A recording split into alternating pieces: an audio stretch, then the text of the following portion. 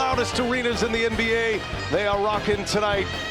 Playoff start, went from a two-way contract to a start on a nice winning streak prior to game one. And here we go. Tony Brothers, Tyler Ford, Brian Forte, our three officials. Minnesota controls the opening tip. Lone game on the NBA playoff schedule tonight. Let's see what kind of response the Wolves give them. That strip out. Got to get a shot up. Julius Randle guarded by Green. Randle kicks it out to the corner, and the three-pointer is good. Half for three. They were 0 for 15 in the first half the other night. First time they'd had an 0 from 3 in 7 years and a half. Here's Brandon Podziemski, misses his first try. Could be a wild card for the Warriors tonight. Jaden McDaniels was 0 for 3 in game one from beyond the arc. There were a lot of 0-fers for the Minnesota Timberwolves in game one. Randle, they clear it out, backing down Butler. Now Conley will let a three fly, and that one goes. 6% from 3 in the playoffs after 41% in the regular season. Conley missed his 2 three-point tries in game one. Podziemski finds Hield. You'll hear the boos every time Butler touches the basketball as Conley forces a turnover. Edwards on the move.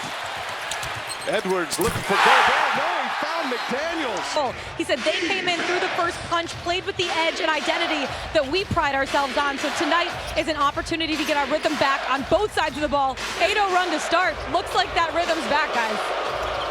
Well, it does, and Chris Finch made the point that he hadn't seen that team. He called them the November Wolves. Yeah. That was painful. That's a team that ended November at 9-10.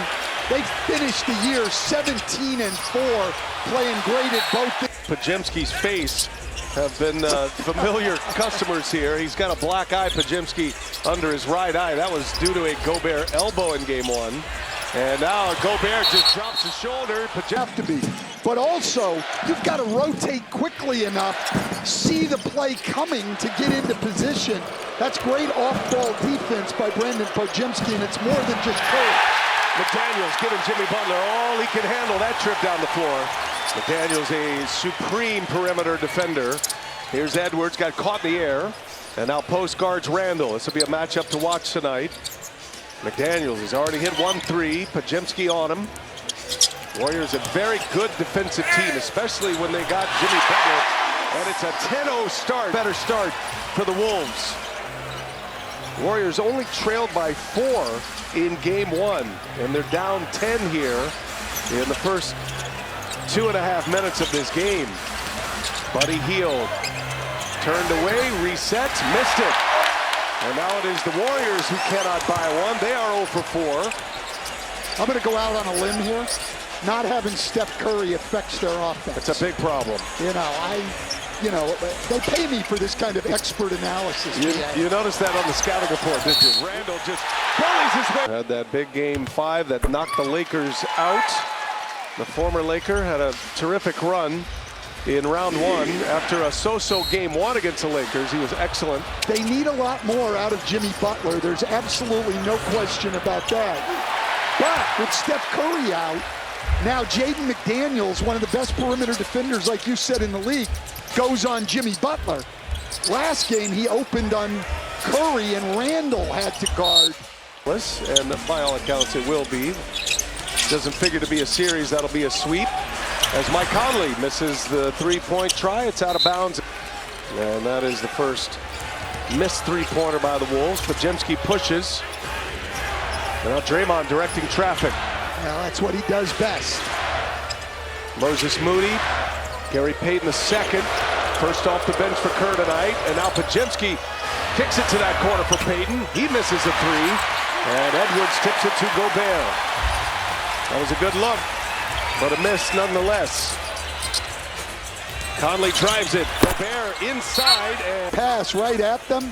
In traffic, your vision and everything, not easy to catch. Payton, an excellent defender, out on Edwards, who gets a step. Edwards, wow, what a move. He missed it. Here comes Podziemski. Jimmy Butler, and now Podziemski will let it fly. Three-pointer, no good. Podziemski has missed twice. That we have seen in the playoffs, and Minnesota's not hiding from that, but as Lauren reported, Chris Finch does not want his players, did not want his players just marking that off as a poor shooting game. He felt like they didn't do anything well. They didn't move well. Their rotations were poor. Their spacing was poor. Jimmy Butler for three. That line drive is good. And the first basket. 5 minutes in almost before they get a score. Randall guarded by Butler. Randall moves him. Comes up short. That's great defense by Jimmy Butler. Steve Kerr made no bones knowing what you're losing in Stephen Curry, but also reminded us that the Warriors defense has been a big reason why they've been on this surge since they acquired Butler. It has changed the complexion of their team. As Butler turns it over, look at Gobert trying to go coast to coast, and he lost it. They call that delusional confidence.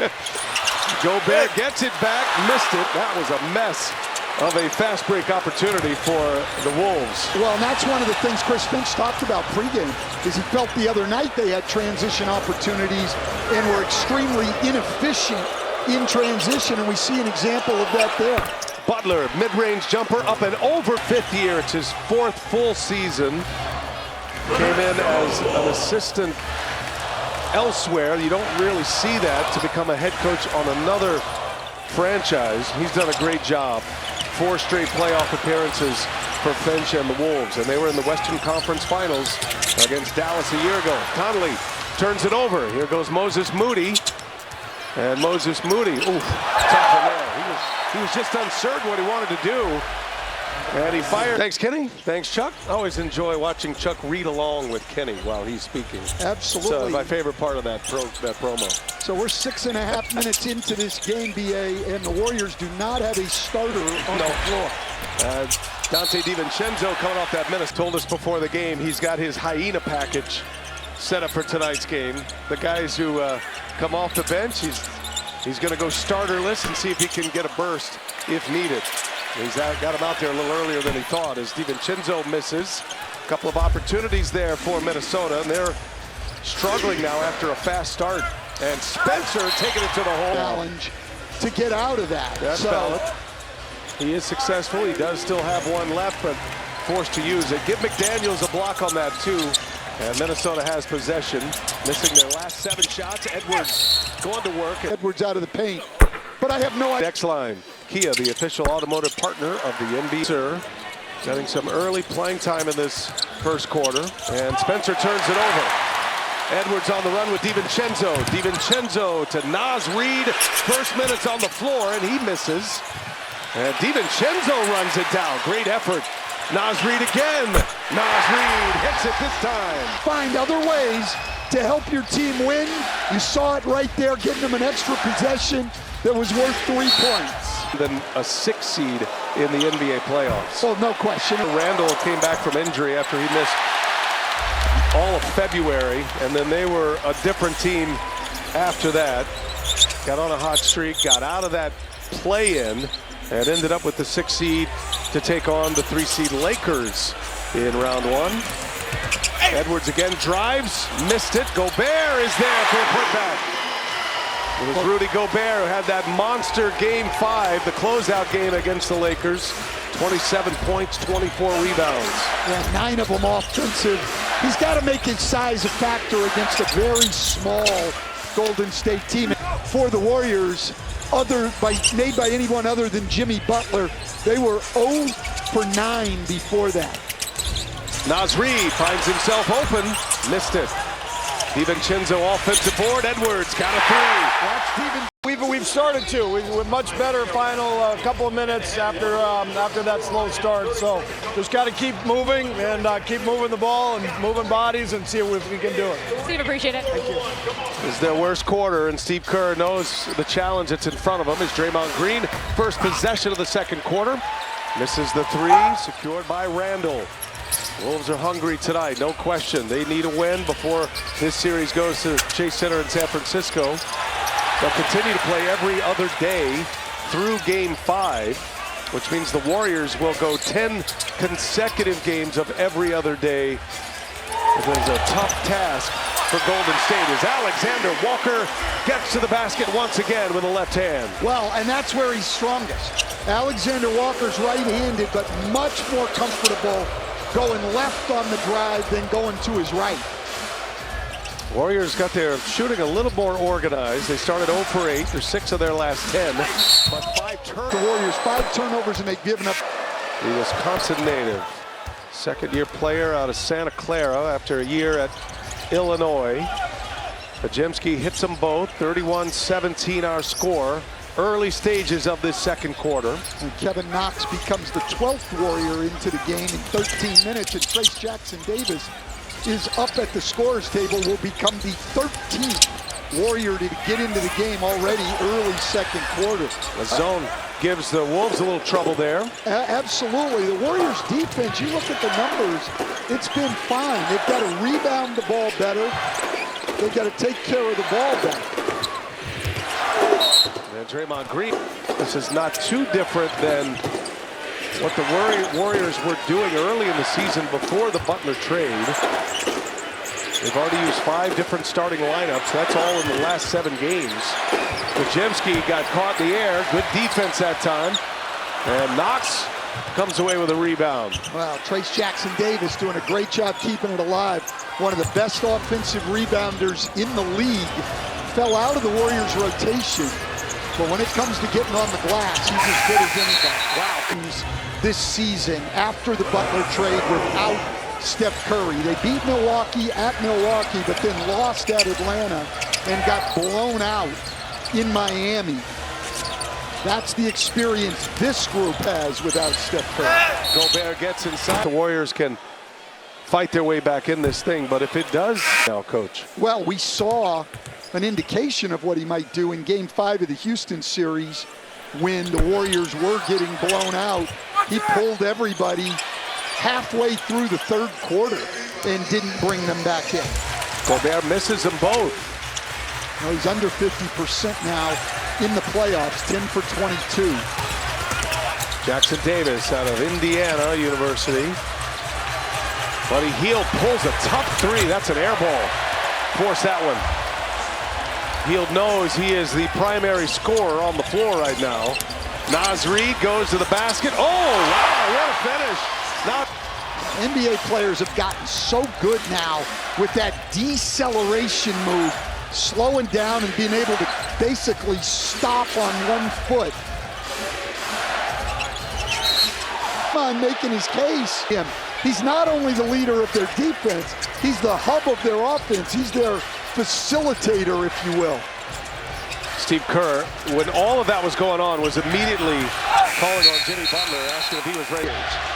Now, can Minnesota find better shots against this zone, which has baffled them a little bit here in these first 2 games? Naz Reid fakes it, leaves it, and a deflection ends up in a Minnesota turnover. Well, we've seen Gobert already have trouble catching 2 passes. One a straight line pass at his waist, and the other one a bounce pass. You've got to feed 7-footers above their shoulders. Strong basket by Trayce Jackson-Davis with Gobert lurking. Anthony Edwards back on the floor, finds Alexander Walker. Walker probing. That was deflected. For this series, Steve Kerr told me he plays with emotion and competitive fire. That's what makes him great, but it can work against him as well. If he can channel that and not get baited, we're going to be in a really good spot. And also, guys, talked to Coach Izzo before Game 7, and they had a heart-to-heart about how he needs to keep his composure throughout this entire second-round series as well. Can't afford to lose Draymond Green as well with those technicals starting to stack up, and he was dangerously close to getting another one, which would have put him 1 away from a suspension. Well, Steph Curry and Steve Kerr did a great job of keeping Draymond Green. A welcome sight for him. He's now only... And Minnesota up 36-19. Wolves have turned those 8 turnovers into 7 points. Jackson-Davis with the rebound. Well, here's the thing. They're up 17 points, and they're not shooting the ball well, Minnesota. It's not like they're lighting up this Warrior defense. The problem is the Warriors can't solve Minnesota's defense without Steph Curry. Edwards swipes, gets the steal on Spencer. Line, you don't get to where you feel like they've got to get one of these next 3, BA, keep the series even. Hopefully he can be back in Game 5. and then make your run at it in a 3-game series, even though 2 of them would be on the run. Well, if he survived to Game 6 of your Golden State, you will finally get out of this every other day run. As Podziemski 6, those 3 days off between, they go every other day in all of the other games. And we don't know if Stephen Curry is going to be able to return. They're going to reevaluate him in a week, Lauren reported. That'll be prior to Game 5 as Jackson Davis gets a block on Edwards. And Edwards is down, grabbing at his left ankle. Playing 5-on-4 here. Gobert gets caught in the air and assisting Amp Game 2. It certainly has. And you know, you saw the concern on Steph Curry's face.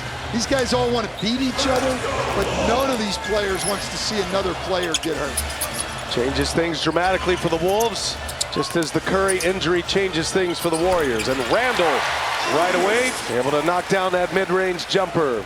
Yeah, he loves that shot, going right, stepping back. Most guys much better on the step back going to their weekend. Wolves lead is 19, 5.5 to go in the half, and Jackson Davis does. A minute ago, that's the pass he wanted from Brandon Podziemski. Moses Moody trying to check Randall, giving up some size. Randall gives it up. DiVincenzo, that's good. 3, now 7 for 34 in the playoffs, just barely over 20%. He was electric in the playoffs for the Knicks last year. He shot the 3 ball so well, up over 40%, and shot it at 40% through the regular season. Podziemski gets to his strong hand, the left hand, able to score it off the glass. DiVincenzo lost the handle, turns it over. Jackson Davis finds a guard. This building is quiet right now. No doubt Anthony Edwards on the minds of these Timberwolves fans here. Podziemski misses a 3. He's had some good looks. Podziemski 0 for 3 from beyond the arc. And now McDaniels gets the shooter's bounce off the front iron. Minnesota back 20. Yeah, McDaniels has been so good for this team in the playoffs. Really all year, but in the playoffs, really has stepped up. Butler. And into the hands of Gobert. DiVincenzo to Julius Randle, the 2 former Knicks. Randle just backing down. Moody spins and scores. Night for either team. Butler finds Moody. Moody continues his shooting woes. Been a struggle for Moses Moody. Went scoreless in Game 1. Yeah, and scoreless in Game 7 of the Houston series. He was averaging over 11 points a game through the first 6 games and is 0 for 12 since then.